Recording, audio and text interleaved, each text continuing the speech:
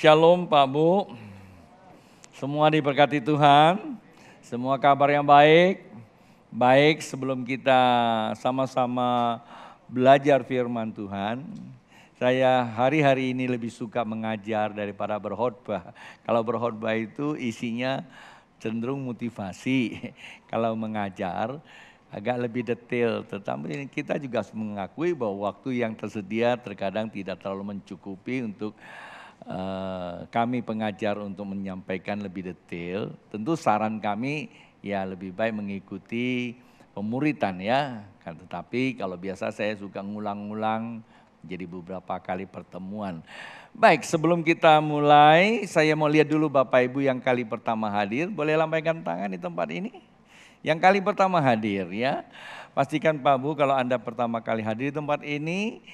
Dan staf saya pastikan tidak langsung balik, staf saya akan membagikan visi misi gereja di tempat ini. Tentu kami juga rindu untuk berdoa jikalau Bapak Ibu mempunyai pergumulan. Dan di saat kalau Bapak Ibu memang tergerak hatinya saat firman disampaikan, ketika Bapak Ibu pengen didoakan, tidak apa-apa maju ke depan kami akan berdoa. Atau secara private Anda bisa menghubungi salah satu kanseler kami. Tuhan memberkati. Baik, kita akan langsung kepada firman Tuhan malam ini. Saya membawa tema malam ini, pengharapan kunci kehidupan. Kayaknya ini saya pernah khotbahkan itu di pagi hari beberapa minggu yang lalu. Mengapa saya mau khotbah di sore? Karena sore memang belum pernah dengar kan. Satu, dan kedua, ini firman Tuhan datang kepada saya pada waktu itu mengganti sebuah tema yang saya sudah persiapkan, yaitu yang dikhotbahkan pagi tadi, ya. Jadi diberkati karena dipercaya, ya. Itu pun sudah saya sampaikan di sore hari ini. Diberkati karena dipercaya. Dipercaya sama siapa? Yusuf dipercaya sama Potifar, ya kan, diberkati. Mengapa Potifar mempercayakan seluruh kehidupan, seluruh ya rumah tangganya? Hanya istri yang enggak. Tapi istrinya enggak tahu, mungkin karena enggak ada surat kontrak, jadi dia pikir juga termasuk dia gitu. Ya kan kalau Anda baca istrinya Potifar kan. Nah kenapa Potifar mempercayakan seluruh hartanya kepada Yusuf?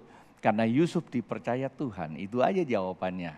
Karena Yusuf dipercaya Tuhan, lah kalau bahasa saya begini, lalu aja dipercaya Tuhan, masa gua nggak percaya sama lu sih gitu loh. Kira-kira ya bahasa saya.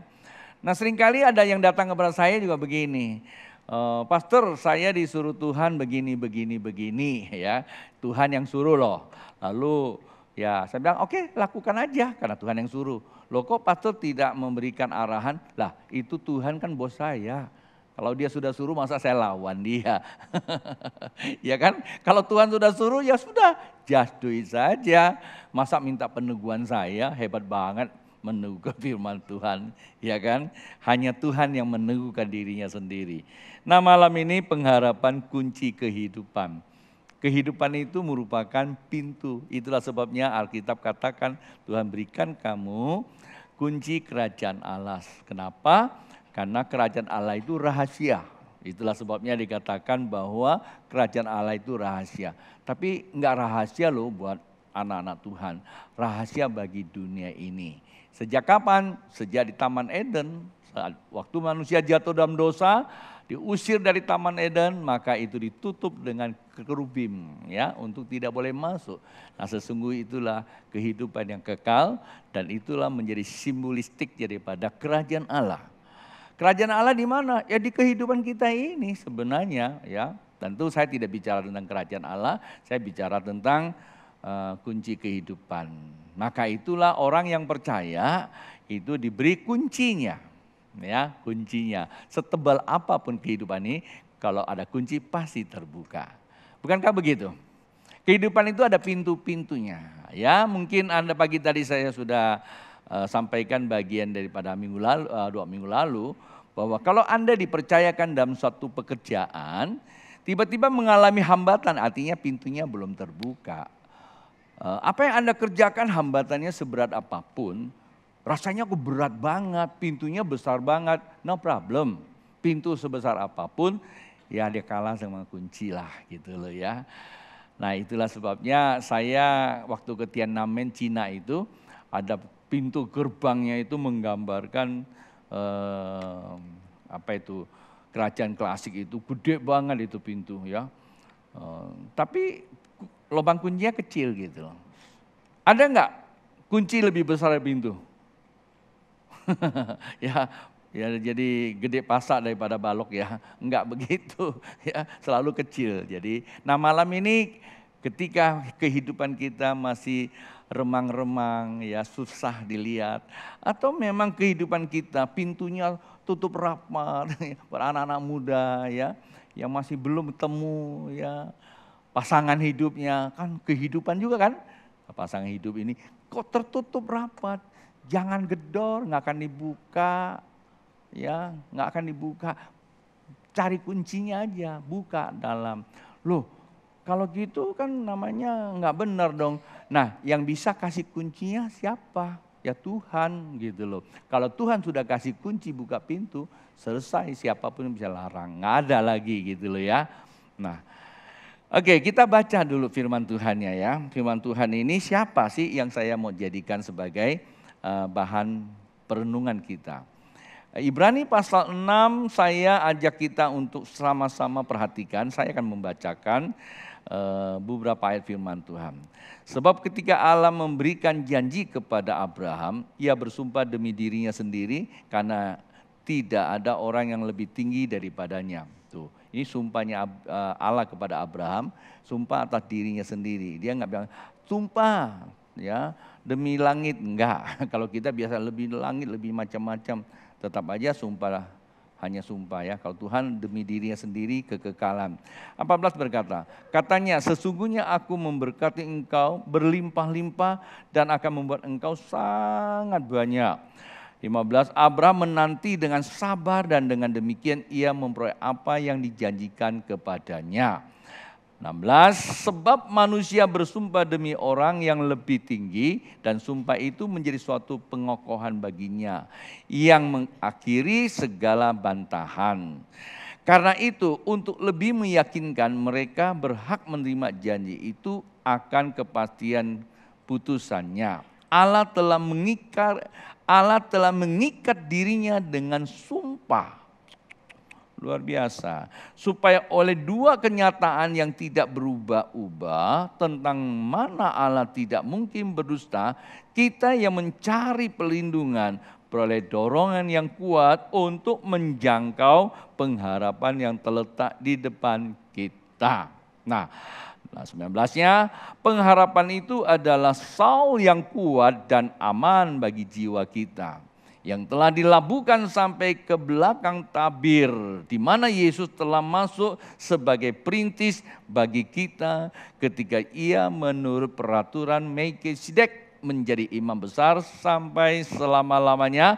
Apa? Amin. Setelah kita membaca beberapa ayat ini, saya penggal dari satu perikop tentang janji Tuhan kepada Abraham. Suka loh ya kalau kita ini sebagai anak Tuhan. Kenapa saya selalu katakan bahwa saya tidak belajar antropologi, tapi saya suka baca buku juga. Tidak ada satu bangsa di dunia ini yang sebegitu rapi keberasalannya sampai hari ini. Mungkin sebagian kita ini keturunan, ya turunan Tionghoa, ada yang campuran Dayak, campuran pribumi dan sebagainya. Tapi kita tidak tahu asal kita dari mana. Bahkan ya ada yang berpendapat bahwa asli pribumi Indonesia itu siapa? Suku apa sih? Kan perdebatan ya. Kadangkala orang Tionghoa dibilang itu peranakan keturunan pendatang. Padahal kita tahu ratusan tahun lalu ia juga sudah ada di antara suku-suku lain juga. Nah sekali waktu saya pernah ngomong di sini, nggak tahu pagi atau sore.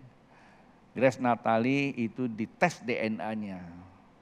Karena dia kan dikatakan Tionghoa seharusnya, tapi yang Cina ya biasalah kalau sebutan sedikit ya mendegradasikan nilai hidup ya pakai Cina. Cina itu konotasinya kan negatif ya. Chinese gitu loh. Padahal Chinese itu suku Qing ya, dinasti Qing. Gak ada hubungan sih sebenarnya. Itu kan dinasti-dinasti. Tapi ya memang seperti itu. Namun dia seorang politisi, dia pengen juga membuktikan dirinya siapa. Pada waktu ada namanya tes DNA ya dia tes. Ternyata hasil tesannya dia ada juga keturunan dari Afghanistan. Ya, Taliban. Tuh bayangin aja. Ya, sekian persen loh, ya. Kemudian ya memang kecenderungannya besar itu keturunan dari suku namanya Talu. Talu itu bukan Cina daratan tapi adanya di Taiwan, ya orang-orang yang agak hitam gitu, tapi dia putih dia bukan hitam. Pegunungan Alisan Kuniang, orang bilang Alisan Tekuniang, ya gadis gunung. Mungkin kalau di sini Dayak gitu ya, seperti itulah. Jadi apa? Maksud saya, memang tidak ada yang bisa menyatakan dari mana. Hanya satu bangsa Israel. Israel kalau hari ini Anda bilang bangsa, diurutin aja. Siapa nenek moyangnya? Yaitu Abraham. Rapi itu. Nah, kenapa? Karena dia dipercaya Tuhan. Disitulah dia dipercaya Tuhan apa? Karena dia berkenan kepada Tuhan, maka dipercaya. Sehingga dia membawa mandat ilahi, menurunkan satu bangsa yang besar. Itu untuk Israel. Sampai hari ini. Satu hari ada orang berdebat sama saya. Bukan berdebat lah, sharing sih. Karena dia mengatakan bahwa para ilmuwan itu kebanyakan itu ateis. Ya kan? Menurut dia. Saya tak mau berdebat juga. Oke, saya bilang, tapi coba kita periksa kembali ilmuwan yang ada di dunia, suka tidak suka saya bilang, Anda percaya tidak percaya, coba cek aja rata-rata dari mana mereka. Akhir-akhir ini saya tidak pernah lagi untuk periksa sih sebenarnya. Tapi dulu waktu tahun 90-an dalam sebuah simposium itu dikatakan bahwa itu tahun 95 loh. 26% yang mendapatkan Nobel. Artinya yang belum dapat masih banyak. Itu 26% adalah orang Yahudi. Yang belum seperti gadget yang Anda pakai. Macam-macam yang kita pergunakan, siapa penemunya? Orang Yahudi, mayoritas loh. Yahudi. Nah saya bilang, nah ini para ilmuwan kan. Karena para ilmuwan ini, karena memang ilmu pengetahuan itu tidak salah. Pengetahuan itu merupakan, apa saya katakan, merupakan dinamika kehidupan. Tanpa adanya pengetahuan, kehidupan kita itu sempit jadinya. Nggak dinamis gitu loh, maka perlu tahu. Tapi cenderung kadang-kadang pengetahuan tanpa kita dasari dengan kebenaran, pengetahuan itu bisa menyesatkan kita juga. Oh kok Bapak bisa ngomong gitu? Ya saya sih nggak pintar-pintar banget. Nah kalau orang itu sudah tidak mengenal Tuhan ya sesat lah saya bilang. Coba tanya nenek moyang dia, orang Yahudi siapa? Abraham percaya Tuhan, Ishak percaya Tuhan, Yakub percaya Tuhan, itu bapak moyangnya Israel. Semua percaya Tuhan. Aduh, Anda ini hidup di zaman modern baru punya strata 1, 2, 3 aja, langsung bilang Tuhan tidak ada. Pengetahuan adalah Tuhannya. Bukankah saya bilang sesat, saya bilang gitu. Sesat itu bukan orang nyembah setan saja, saya bilang. Pengetahuan tanpa dasar kebenaran itu bisa sesat. Sama juga roh tanpa kebenaran yaitu sesat juga. Ya, tetapi kebenaran tanpa pengetahuan, tanpa roh, ya jadi sektarian. Ya. Jadi kena kristalisasi, enggak bertumbuh. Oke, itu aja pembukaan saya. Lalu kita lihat Abraham mendapat janji yang seperti itu fakta loh ya adik-adikku, itu fakta. Ya, ada banyak yang kita punya itu semua berasal dari Yahudi, fakta itu. Untuk kita nggak ada urusan karena kita bukan turunan Yahudi, kan betul kan? Nah, tetapi di ayat yang terakhir tadi itu di ayat 20 dikatakan Yesus Kristuslah yang menggenapi seluruh perjanjian Allah kepada Abraham. Memang Allah berjanji kepada Abraham, tetapi tidak semua mengalami. Pada saat itu hidup dalam hukum, ya hukum tahu, hukum punya jalan, tetapi hukum tidak punya kekuatan untuk menjalaninya. Maka cenderung orang tersasar dalam perjanjian.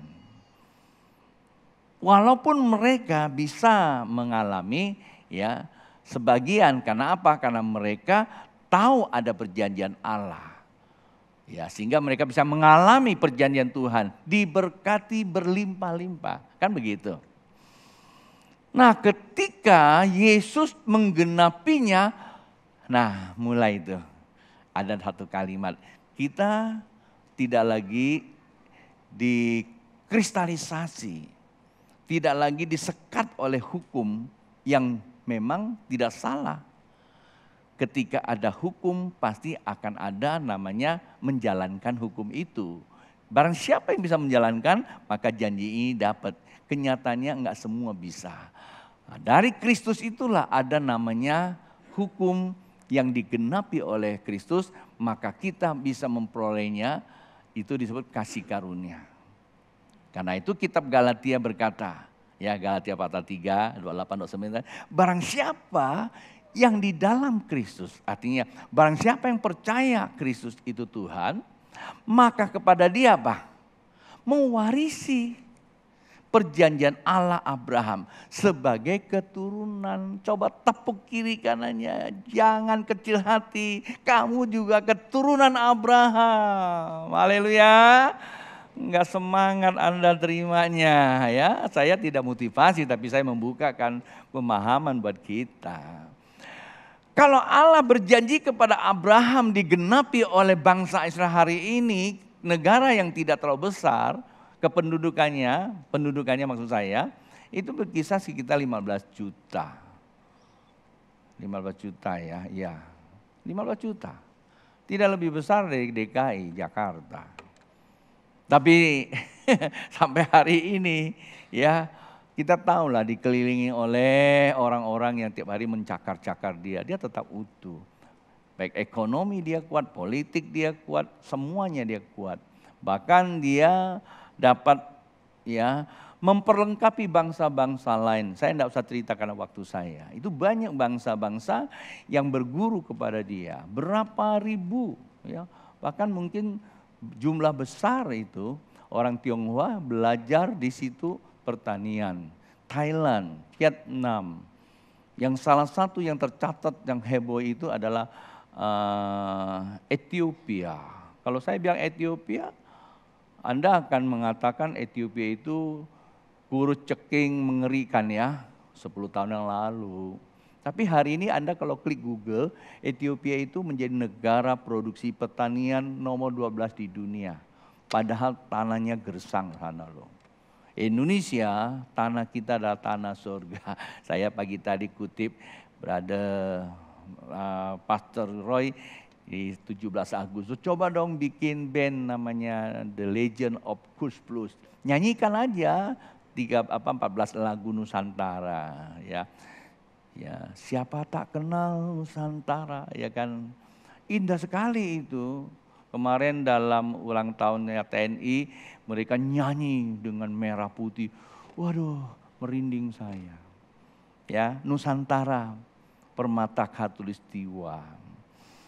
Indonesia loh, tanahnya subur. Bahkan lagu yang legend sekali itu apa? Kolam susu kan. Bukan lautan, hanya kolam susu. Kail dan jala aja, ya. Nenek moyang saya di kampung hidupnya kail dan jala itu. Perikanan, kail dan jala cukup menghidupimu. Berapa banyak itu di bagan-bagan sana. Hidupnya kail dan jala. Itu karena anugerah Tuhan itu bangsa kita. Apalagi? Tongkat kayu jadi apa? Tanaman. Lemparin deh tongkat kamu. ya kan? Jadi tanaman. Tongkat apa? Ya ubi lah, kamu potong, lemparin aja kan. Jadi tuh ubi, ya singkong ya. Waduh, kalau singkong makan di restoran Thailand mahal itu. Kayak waktu Pastor Gideon diundang sama saya, diundang sama sahabat saya, seorang pengusaha dari Singapura, dia mau traktir kami makan yang mewah katanya. Makan apa? Begitu keluarin singkong. Pastor Gideon bilang, di kampung saya membayar, jangan keras-keras. Tergantung olahannya gitu loh. Tapi heran loh, sampai hari ini saya masih bingung bahwa singkong aja kita impor dari Vietnam. Itu Pastor Yonas sampai nangis, dia bilang, kita nggak ngerti anugerah itu. Oke? Nah, ini perjanjian Tuhan kepada kita. Ya, perjanjian Tuhan kepada bangsa Israel berarti seharusnya kita ngalami itu. Sebagai anak Tuhan harus ambil tanggung jawab. Kelolalah tanah air Indonesia, yaitu tanah air kita, yaitu Indonesia. 17 Agustus kita sama-sama ya merayakan, kita bagian dari sebagai anak bangsa. Saya kira tidak berkelebihan kalau kita buat. Di situ ada interaksi anak bangsa yang berkumpul dalam komunitas orang percaya. Ya, di antara kita berinteraksi dengan orang-orang di luar, di tempat umum. Bahkan kalau kita kemasan acaranya sangat amazing sekali, sangat luar biasa. Dari kebudayaan sampai kerohanian ada di situ ya. Yuk kasih tahu samping kiri kan, pastikan ikut. Ya, kasih tahu, pastikan ikut. Beli kaos di bawah kalau mau ikut. Supaya pakai seragam. Tadi yang promosi kurang berani, ya pastor lebih berani ya. Tinggal 10% harus dibayar sama saya. Nah itulah dikatakan di dalam ayat yang ke-19, dikatakan apa? Pengharapan itu adalah Saul yang kuat dan aman bagi jiwa kita, yang telah dilabuhkan sampai ke belakang tabir. Bahkan 20 dikatakan di mana Yesus telah masuk sebagai perintis bagi kita. Saya teruskan lagi berapa kali. Ketika ia menurut peraturan Melkisedek menjadi imam besar sampai selama-lamanya. Apa yang menjadi pengharapan Bapak Ibu? Terkandung di sini. Bapak Ibu berharap kaya, nggak salah. Kalau Bapak Ibu kita disuruh berharap kaya nggak berani, gimana mau jadi orang kaya? Brother Johan, mau kaya nggak? Nggak berani lompat. Lompat, haleluya, saya orang kaya, bukan dari mau aja. Ya kan? Pastor Gideon mau kaya nggak? Iya, baru sampai di langit. Ini langit buatan ya. Hei, kalau Anda berharap karena Tuhan janji kan? Betul enggak? Seandainya Anda mau kerja sama saya, tuh saya janjikan kasih gaji 10.000. 10.000 ini kan umpama 10 batu hari. Terus kamu kerja, berharap boleh enggak? Enggak salah karena memang saya janji. Dapat enggak? Pasti dapat. Walaupun janjinya kepada Abraham, tetapi diwariskan kepada keturunannya. Anda dan saya lah pewarisnya. Amin. Nah adik-adik, di mana pintu itu masih berat, di mana jalan kamu berat, pertanyaannya kamu berharap enggak sih? Itulah sebabnya saya katakan harapan itu adalah kunci kehidupan. Harapan itu kenapa saya katakan kunci? Harapan itu bisa saya bilang itu untuk membuka pintu yang Anda harapkan. Ya, apa itu? Pintu persahabatan, pintu ekonomi, pintu pelayanan, pintu kesehatan, pintu rumah tangga, apalagi pintu pendidikan. Semua itu ada pintunya. Jangan kita cuma hanya di depan pintu tahu bahwa di dalam ada segitu besar acara, sebegitu besar kesediaannya. Kita cuma di 2 pintu melihat aja. Cucu saya tanya sama saya, opa nonton bioskopnya? Enggak lah. Kata papi bilang opa sama oma nonton bioskop. Enggak. Habis dari mana? Dari nonton film. Beda ya nonton bioskop sama nonton film ya. Kalau nonton bioskop cuma lihat-lihat gedungnya. Kalau nonton film itu saya tatapin ceritanya. Nah ada terlalu banyak kita nonton bioskop, nggak masuk di dalamnya. Harapannya nggak ada, cuma kerja banting tulang, lama-lama banting pintu. Ujung-ujungnya banting istri juga. Ya kan, akibatnya ditahan. Walaupun belum jadi tersangka. Enggak. Lata aja sih. Maka jangan sering ngomong gituan ya. Nah, jadi sebenarnya kalau saya boleh memberikan sebuah contoh, harapan itu adalah kendaraannya. Menuju kepada tujuan. Ya, kalau saya boleh beri contoh, harapan itu boleh diibaratkan itu kendaraan sampai kepada tujuan.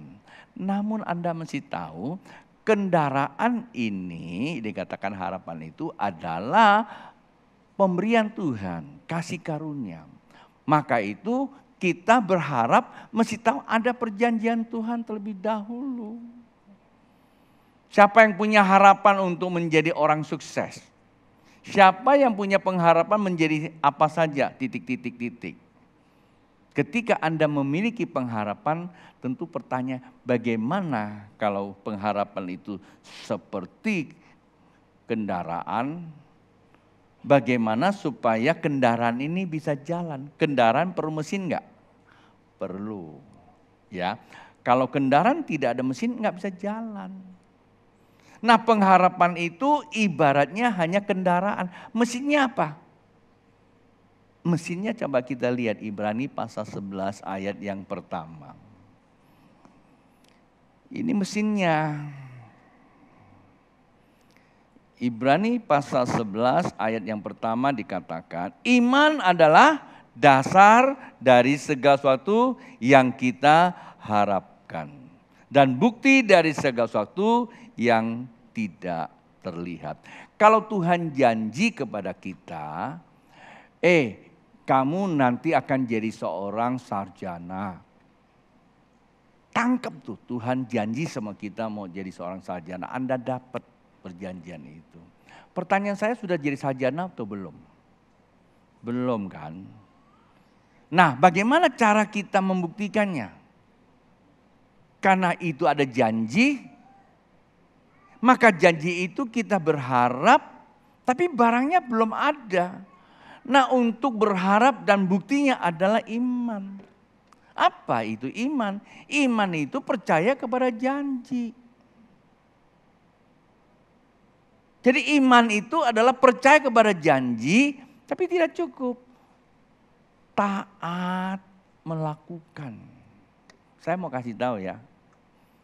Rahasia kesuksesan kehidupan hanya satu kuncinya. Apa itu? Kesetiaan. Setia melakukan. Walaupun pengharapan itu ada ruang vakumnya. Kan kita ngelihat. Barang yang kita harap belum ada. Dan ruang ini potensinya besar loh buat kita meragukan perjanjian itu. Nah, orang yang suka meragukan artinya kedalaman imannya enggak ada. Kedalaman iman itu adalah kepercayaannya yang tidak utuh. Maka karena percaya tidak utuh, kesetiaannya kepada penantian enggak ada. Kata kesetiaan dalam bahasa Inggrisnya apa? Have faith until to the end. Memiliki iman sampai akhir, itu setia. Jadi kendaraannya itu. Dan iman itu muncul bukan karena ikut orang. Kita ikut orang punya mobil, kita kepengen mau beli mobil. Enggak sanggup beli, kita kredit. Ketika kredit kita tidak bisa bayar, stres. Terus kita pakai. Tuhan tidak merancangkan kecelakaan.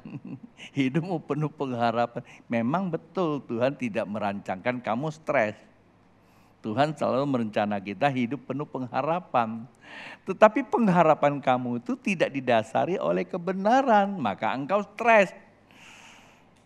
Pada saat kita keluar dari kebenaran, maka yang akan menjerat kita adalah penderitaan. Maka setan sedang tunggu kita. Saat waktu kita meragukan kebenaran, dia bilang, betul sini, gua kasih yang baru. Kasih tahu samping kiri kananmu, hati-hati. Jangan meragukan Tuhan dalam hidup kita. Walaupun memang sakit, walaupun memang berat. Saya kalau menggunakan kesaksian terlalu banyak loh Pak Bu. Terlalu banyak sebenarnya. Tetapi ya nanti dikirain terlalu banyak kesaksian tentang dirinya sendiri. Kesuksesan seseorang cuma satu kuncinya. Setia. Kesetiaan menghasilkan ketekunan. Ketekunan menghasilkan ketaatan. Kalau Anda baca kitab, ketaatan itulah unsurnya adalah pengharapan. Nah, pengharapan itu kasih karunia. Kasih karunia itu unsurnya kebenaran. Yang terakhir, firman Tuhannya. Mazmur 62 ayat yang ke-12. Mazmur 62:12 berkata begini. Alkitab bilang apa? Satu kali Allah berfirman, dua hal yang kamu dengar. Bahwa kuasa dari Allah asalnya. Dan daripadamu juga kasih setia. Ya Tuhan, sebab Engkau membalas setiap orang menurut perbuatannya. Maksudnya apa? Pada saat waktu kita mendapatkan perkataan Tuhan, ada dua hal kamu dapat. Yang pertama apa? Kemampuan kita mengelaborasi. Kemampuan kita mengeksekusi. Jadi kita mengeksekusi itu punya dasar. Anda lagi nyangkul nih, nyangkul. Kenapa nyangkul? Anda memiliki sebuah keyakinan kalau saya cangkul yang dalam, ketika saya tanam benih, maka benih ini akan menghasilkan apa? Menghasilkan apa? Buah kan? Ya itu terkadang kita terlalu sempit lagi. Benih pasti menghasilkan benih lagi. Kalau Anda cuma menghasilkan buah, makan selesai itu barang. Kadang-kadang kita berpikir kalau dapat duit menghasilkan duit. Jangan dimakan itu, dihabisin. Ya kan? Artinya ditabur lagi duitnya gitu loh. Ya, dapat duit dihabisin sendiri, nggak ditabur kembali. Nggak dikembalikan kepada empunya, yaitu urusan pagi tadi itu. Kenapa kita mau gali? Karena kita percaya kalau saya gali, saya taruh benihnya, bentar dia akan menghasilkan pohon berbuah dan buahnya bisa keluarkan benih lagi, buah lagi, benih lagi, buah lagi, benih lagi. Sepanjang masa enggak pernah selesai. Coba nenek moyang kita dulu rakus gitu loh tanda petik ya. Semua durian termasuk bijinya digoreng sama dimakan. Hari ini kamu tidak makan durian. Betul enggak? Paling-paling makan apa? Ya, simbolis durian atau rekayasa durian. Tapi untuk mereka makan ya, dia bijinya dibuang jadi tumbuh di mana-mana. Ya Anda dapat makan durian sampai hari ini. Ini salah satu contoh. Anak Tuhan harus begitu. Maka Abraham tidak makan sendiri. Nah itu dikatakan bahwa ketika kamu dengar firman Tuhan, bagaimana mendengar? Seperti saya sekarang khotbahkan, Anda dengar apa? Firman Tuhan kan? Walaupun ada penjelasannya. Tapi firman Tuhan itu, Anda tahu begitu Anda dengar, Anda percaya, Anda sudah mengakses kuasa untuk mengeksekusi. Tapi kalau firman Tuhan didengarkan, nggak mampu mengeksekusinya, artinya Anda belum percaya. Kata percaya itu langsung bisa lakukan. Umpamanya firman Tuhan, ampunilah sesamamu, cek langsung. Firman Tuhan bagaikan apa? Cermin kan? Betul nggak? Cermin itu nggak bohong loh. Coba Anda ke WC sana, ada di muka kamu, pas ada kotor. Ih, kotor tuh Anda tonjok tuh macam-macam cerminnya. Kan nggak begitu. Yang benar kan mau bersihin. Thank you sama cermin gitu kan. Sama firman Tuhan itu, kalau disampaikan suka perlihatkan bagian mana kita yang kotor-kotor itu. Bilang sama sampingnya, pastor tidak ngomongin kamu lah. Cuma orang ini kayaknya gue tahu siapa dia. Karena kan kita kalau ngeliat orang lain gak pernah model sendiri. Akhirnya kita gak bisa eksekusi. Dan yang kedua apa? Selain daripada kita dapat kuasa dengan firman Tuhan, ada kasih setianya. Maksudnya apa? Ada ketekunan, kesetiaan. Artinya ada iman bagaikan tali bandring. Tahu tali bandring ya? Kalau Anda mau dapat sesuatu, Anda lempar. Psh, udah tancap. Tinggal pegang aja, jangan putus. Nah gambarannya siapa? Gambarannya Nuh, dia punya pengharapan. Di dalam batra dia nggak tahu tuh, udah kering atau belum. Dia lepaskan dulu tuh burung. Burung kamu dilepaskan. Kok pada tegang? Maksud saya burung di dalam batra itu loh. Waktu dilepaskan ada burung yang kembali, ada burung. Saya salah ngomong kali ya. Habis ada ketawa sampai ngakak gitu loh. Oke, sorry dah ya. Maksudnya Nuh lepaskan burung, lepas burungnya lagi. Ya memang betul kan? Ada 2 ekor burung dilepaskan. Nah, yang kembali itu menandakan bahwa di situ sudah ada kehidupan yang bisa didaratkan. Sama Pak Bu. Kasih setia itu ada sesuatu yang permanen. Kalau kamu pegang, ya, waktu kamu pegang itu tidak akan pernah ada ruang vakumnya. Keraguan kita pun tidak ada karena dia akan selalu berproses menunjukkan kepada kita bahwa pengharapan kita itu adalah kepastian. Maka saya istilahkan pengharapan itu adalah kunci kehidupan. Bagaimana kita bisa mengakses kunci kehidupan itu? Ya iman kata kunci. Bagaimana iman itu bisa menjadi aktif, percaya dan taat melakukannya. Tuhan memberkati. Mari bangkit berdiri.